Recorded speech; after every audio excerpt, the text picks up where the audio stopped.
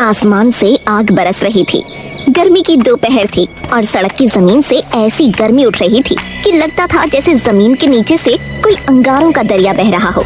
राजू अपने ऑटो में 3 आदमियों को लेकर एक सुनसान जगह पहुंचा था। तीनों आदमी उतरे और बिना पीछे देखे चल दिए। साहब, पैसे दे दीजिए। पैसे? अबे किस बात के पैसे? अबे हमने तो पूरा सफर धूप और धूल में काट दिया बे।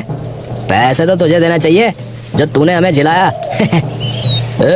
चल बहुत हुआ, इसको पकड़, पैसे वसूल कर इससे।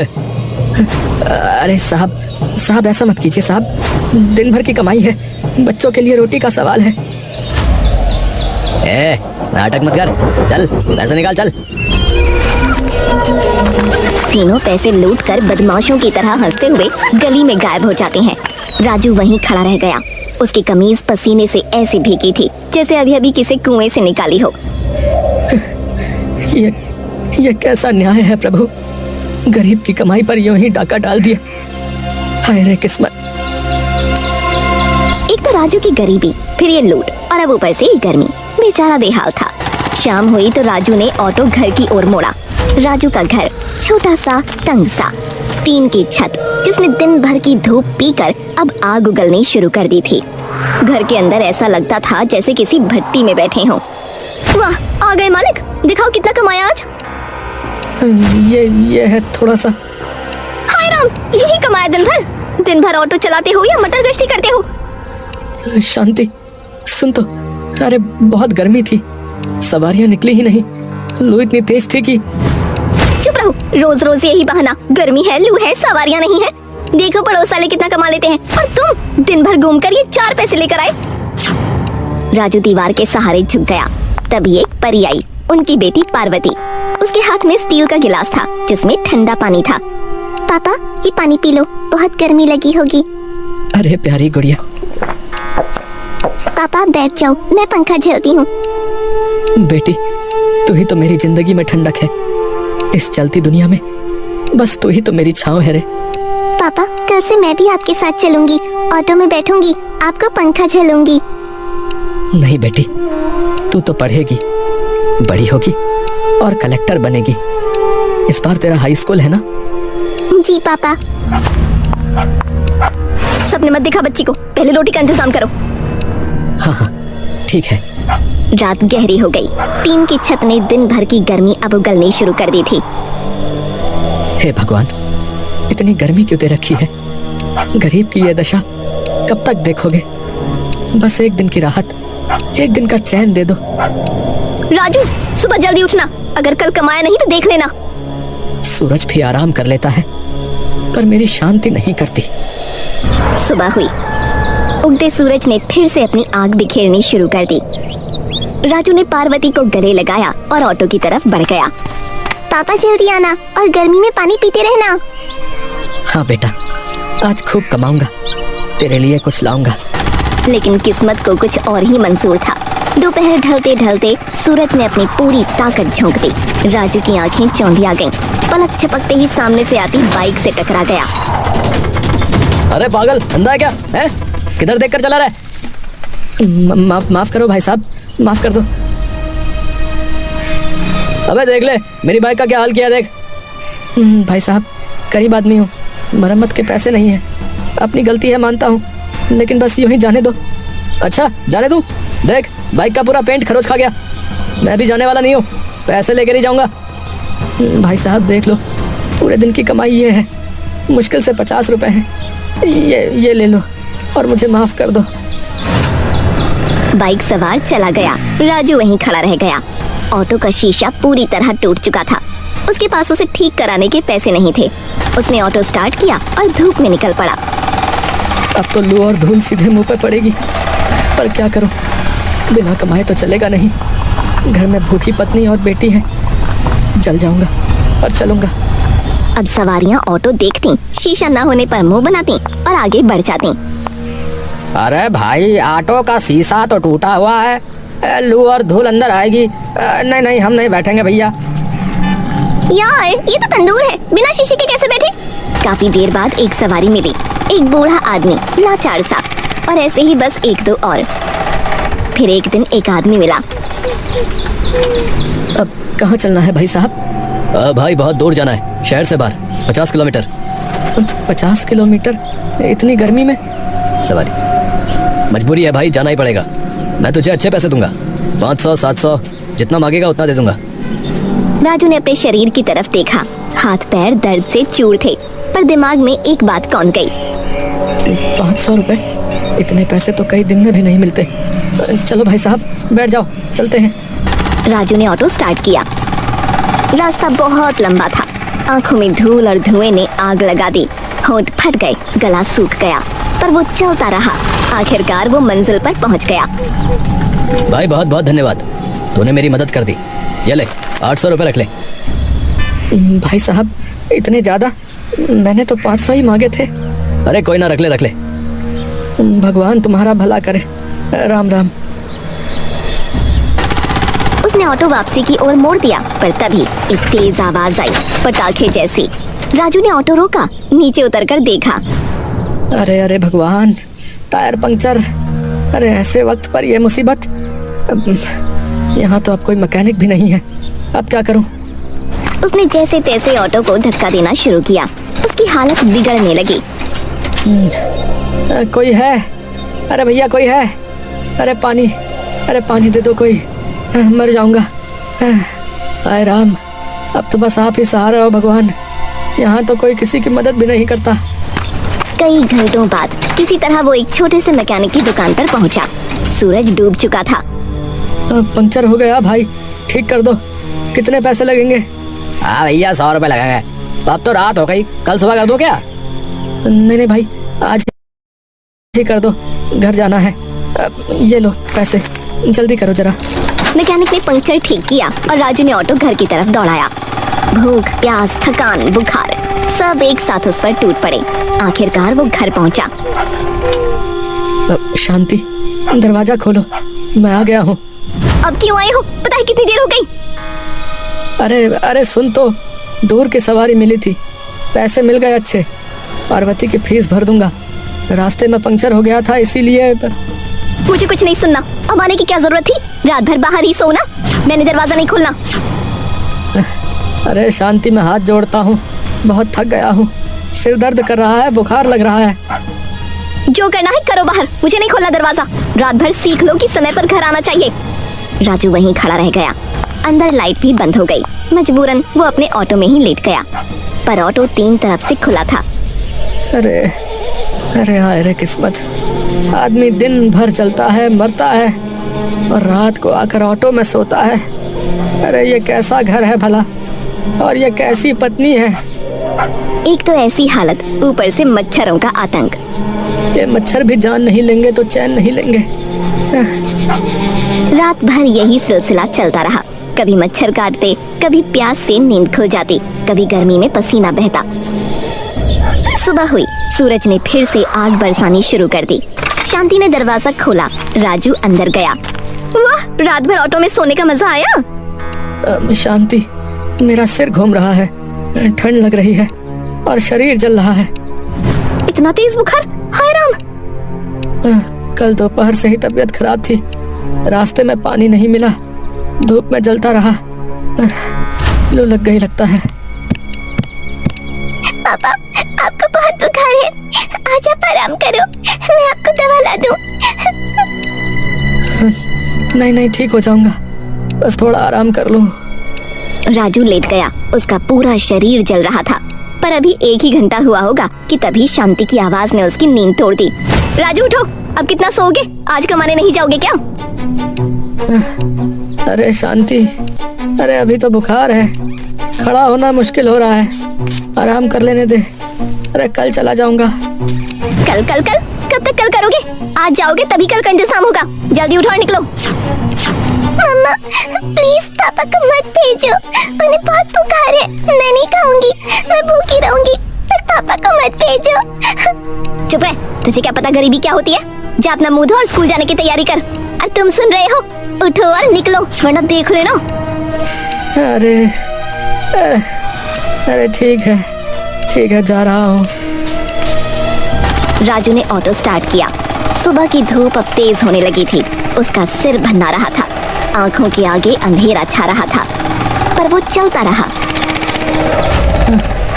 हाय राम, सिर तो फटा जा रहा है, आंखों के सामने अंधेरा, पर रुकना नहीं है। अरे बाप रे, ये क्या हो रहा है? सब घूम रहा है। अरे अरे अरे मैं हाय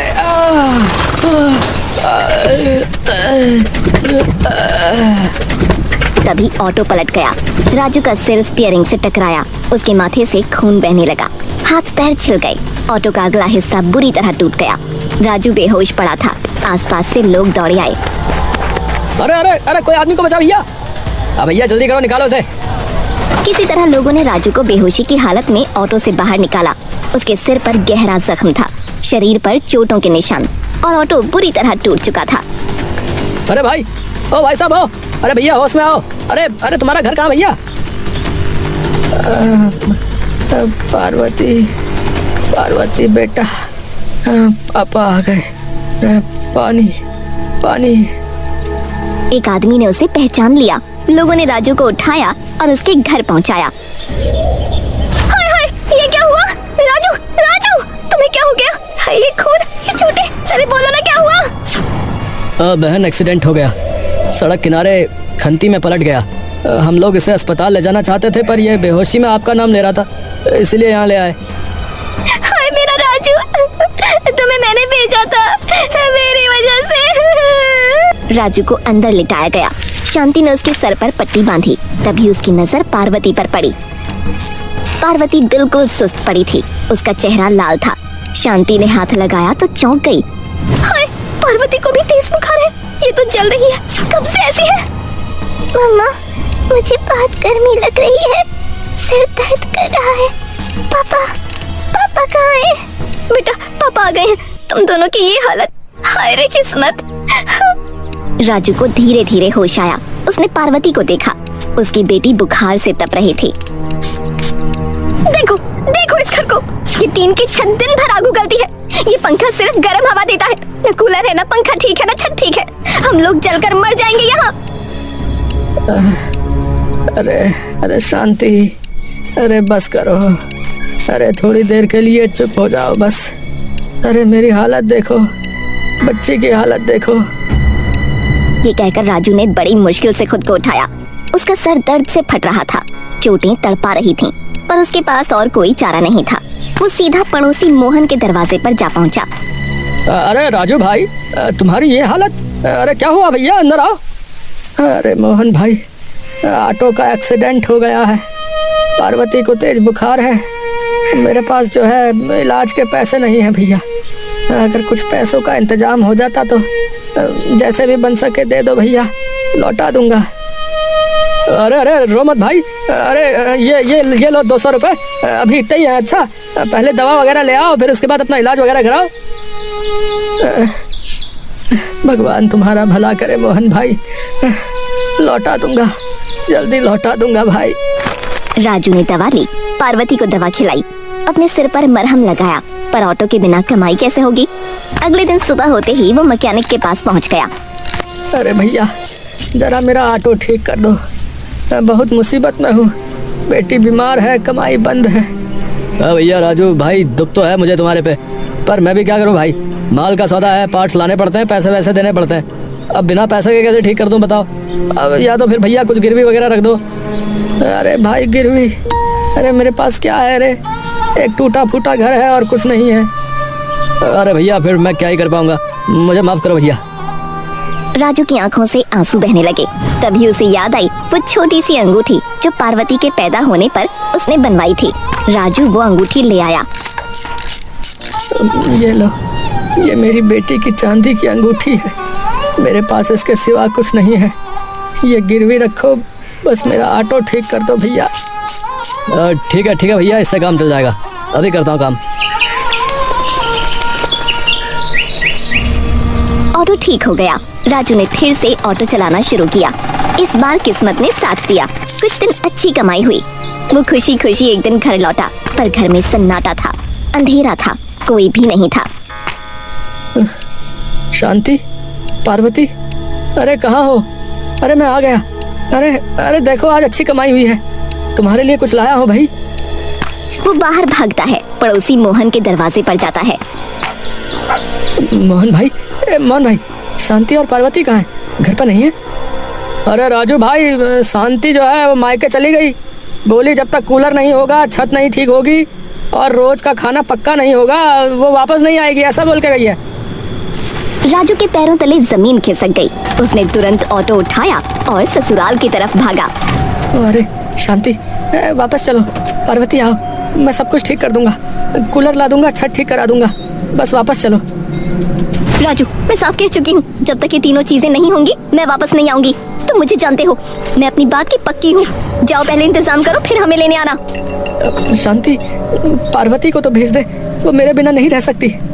नहीं, वो मेरे साथ रहेगी। जब तुम सब ठीक कर लोगे तब दोनों आएंगे। अब जाओ यहाँ से। राजू बेबस होकर वहाँ से लौट आया, पर वहाँ मोहन सामने खड़ा था। अरे राजू भाई, वो जो पैसे तुमने लिए थे उस दिन, वो जरा वापस कर दो भाई, बहुत ज़रूरत है, बीबी बीमार है। अरे ये लो मोहन भाई, जितने थे सब ले लो, तब मुसीबत में काम आए थे तुम ही भैया। अरे धन्यवाद राजू भाई, धन्यवाद। तुम भी अपना ख्याल रखो। अच्छा। राजू खाली हाथ खाली घर में अकेला रह गया। कई दिन ऐसे ही गुजरे। एक दिन शांति का फोन आया। शांति, अरे कैसी हो? पार्वती कैसी है? सब ठीक तो है? पार्वती की स्कूल की फीस जमा करनी है, कल आखिरी दिन है। अगर कल तक फीस नहीं जमा हुई तो स्कूल वाले उसे निकाल देंगे। पैसे भेज दो। तुम चिंता मत करो शांति, मैं कल तक पैसे भेज दूंगा। शांति ने फोन काट दिया। उसी दिन जब राजू ऑटो चला रहा था, तभी एक बूढ़ा हाथ हिलाता दिखा। उसकी हालत कुछ सही नहीं थी। अरे बेटा अस्पताल ले चलो, बहुत बुरा लग रहा है, कुछ सही नहीं लग रहा है, सिर घूम रहा है बेटा। पानी। अरे आइए बैठ जाइए, ये लीजिए पानी। बेटा लू लग गई लगता है, जल्दी अस्पताल ले चलो मुझे। राजू ने ऑटो अस्पताल की तरफ मोड़ दिया। रास्ते में बूढ़े की हालत बिगड़ती गई, वो बेहोश हो गया। अरे बाबा जी, अरे राम, अरे ये क्या हो गया? इनकी हालत तो बहुत खराब है। अस्पताल पहुंचकर राजू ने बूढ़े को अंदर पहुंचाया। डॉक्टरों ने तुरंत इलाज शुरू किया। रजिस्ट्रेशन के लिए पैसे मांगे गए। पहले 50 रुपए रजिस्ट्रेशन के लिए दीजिए। ये लो बहन, पैसे यहाँ लग गए तो फीस कैसे दूंगा? हे भगवान, पर कोई नहीं, किसी की जान ज्यादा जरूरी है। 2 घंटे बाद बूढ़ा होश में आया। उसके बेटे बहू अस्पताल पहुंच गए। राजू चुपचाप वहाँ से निकल गया। तभी फोन की घंटी बजी। राजू, तुमने फीस नहीं भरी, पार्वती को स्कूल से निकाल दिया गया। शांति सुनो तो सही, रास्ते में एक बूढ़े आदमी को जो है वो बेहोश हो गया था, वो मैं उसे अस्पताल ले गया और हाँ, बहुत बढ़िया, समाज सेवा करते रहो। अब देख लो, मैं अब कभी वापस नहीं आऊंगी, कभी नहीं। राजू के हाथ से फोन गिर गया। हाय राम, अरे ये कैसा न्याय है? मैंने एक बूढ़े की जान बचाई और बदले में मेरी बेटी की जिंदगी बर्बाद हो गई। पार्वती, बेटा तेरा पापा बेकार ही है। वो बहुत देर तक रोता रहा, फिर ऑटो में बैठा और घर चला गया। वो रात भर रोता रहा। सुबह दरवाजे पर आवाज आई। राजू बेटा, राजू, अरे दरवाजा खोलो। राजू ने दरवाजा खोला। सामने वही बूढ़ा आदमी और उसके साथ एक दूसरा आदमी खड़ा था। अरे बेटा, तू कहाँ गायब हो गया था? कल हम तुझे ढूंढ रहे थे, तूने मेरी जान बचाई। अब मैं तेरा कर्ज कभी नहीं चुका सकता बेटा। बाबा जी कोई बात नहीं, आप ठीक हो गए वही बहुत है। राजू की नजर बूढ़े आदमी के साथ वाले आदमी पर गई। वो बोला, अरे आप तो पार्वती के स्कूल के प्रिंसिपल है ना? अरे बेटा, ये मेरा बेटा है। अब पार्वती? हाँ, मेरी बेटी पार्वती आप ही के स्कूल में पढ़ती थी, हाई स्कूल में। कल उसकी फीस जमा करनी थी, आखिरी दिन था, पर मैं आपके पिताजी को अस्पताल ले गया और सारे पैसे वहीं लग गए और मेरी बेटी को स्कूल से निकाल दिया गया। प्रिंसिपल के पैरों तले जमीन खिसक गई। बूढ़ा आदमी फौरन बोला, अरे बेटा, अरे तूने मेरी जान बचाने के लिए अपनी बेटी का फ्यूचर दांव पे लगा दिया। अरे इसे कहते हैं असली इंसानियत। राजू जी, आपने मेरे पिताजी की जान बचाई। मैं आपका कर्जदार हूँ। आप अपनी बेटी की फीस की चिंता मत कीजिए। पार्वती का दोबारा एडमिशन होगा, और सिर्फ एडमिशन ही नहीं, पूरी स्कॉलरशिप मिलेगी। वो हमारे स्कूल में मुफ्त पढ़ेगी। क्या क्या सच में? हाँ, बिल्कुल सच। और तुम ऑटो चलाना छोड़ दो, कल से हमारे स्कूल की बस चलाओ। पक्की नौकरी और अच्छी तनख्वाह। और बेटा, तेरे घर की ये छत, ये टीन की छत मैं कल से ठीक करवाता हूँ। है, पक्की छत डलवाऊंगा, कूलर लगवाऊंगा, पंखा ठीक करवाऊंगा। तूने मेरी जान बचाई है बेटा, मैं तेरा घर बनवाऊंगा। रुक। अरे अरे बाबा जी, सर, ये सब मैं क्या कहूँ, मेरे पास शब्द नहीं है। अरे कुछ मत कहिए, आपने जो किया वो बहुत बड़ा काम किया। अब हमारी बारी। कुछ ही दिनों में सब कुछ बदल गया। राजू के घर की टीन की छत हट गई, पक्की छत बन गई, कूलर आ गया, नया पंखा आ गया। और एक दिन एक ऑटो राजू के घर के सामने रुका। शांति उतरी और उसके पीछे पार्वती। पापा, पापा, मुझे बहुत याद आया। सबने बताया आपने क्या किया, आप हीरो हैं। बेटा तू आ गई, सच में आ गई। राजू, मुझे माफ कर दे, मैंने तुझे बहुत तकलीफ दी। शांति, तू अब कभी नहीं छोड़ूंगी, अब हमेशा साथ रहूंगी। उस दिन राजू के घर में पहली बार असली खुशी आई। गर्मी वही थी, धूप वही थी, लू वही थी, पर राजू के घर में पहली बार एक अजीब सी ठंडक महसूस हुई। वो ठंडक जो पैसों से नहीं, इंसानियत से आती है।